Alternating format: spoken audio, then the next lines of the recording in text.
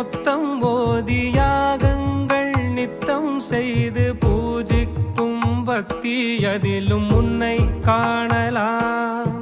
பசி என்று தன் முன் வந்து கையேந்தி கேட்கும் போது தன் உணவை தந்தால் கூட உன்னை காணலாம்.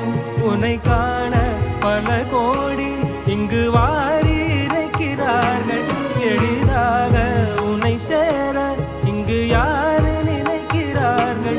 அலங்காரம் அதில் நீ இல்லை, அகங்காரம் மனதில் இல்லை.